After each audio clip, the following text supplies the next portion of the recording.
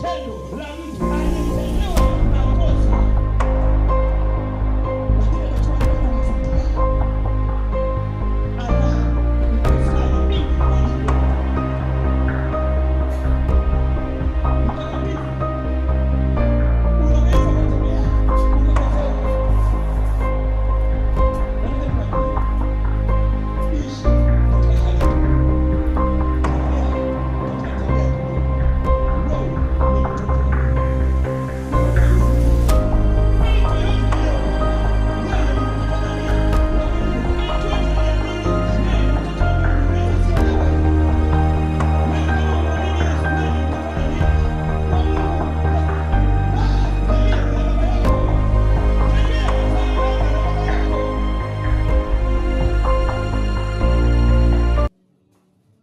Somaji wangu nisome pa Injili ya Yohana sura ile ya kwanza na mstari ule wa 12.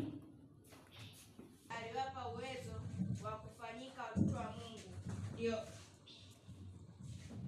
bali wote waliompokea aliwapa uwezo wa kufanyika watoto wa Mungu, ndio wale waliaminio jina lake. Jamani, haleluya. Nataka niseme wewe uliye mmoja umepata kibali cha kufanyika kuwa mtoto nani wa Mungu. Sasa tabia ya Mungu ni tabia gani? Tabia ya Mungu ni tabia gani? Ni tabia ambayo ya kusamehe. Hatembei na mafaili mabovu, hatembei na mafaili mabaya.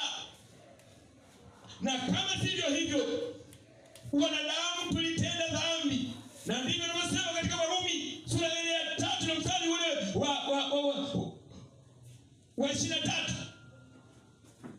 Anasema kwa kuwa wote wamefanya dhambi na kupungukiwa na utukufu wa Mungu. Tuko pamoja.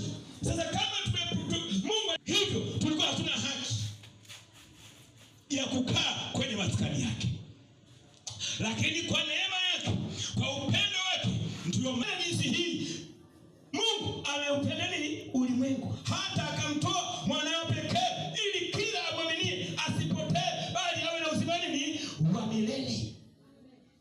Ni mwanadamu yupi? Ni yule aliyekosa, ni yule mwenye dhambi, lakini ilimpasa asiye na dhambi kuja afe au achukue hatia yetu ili sisi tupate kuokolewa. Yeye hahesabii makosa ya watu. Anafika mahali analiangalia kosa, akiona moyo wa toba ndani ya mtu, basi yeye anamsamehe. Amina. Jamani, haleluya. Yeye anasamehe.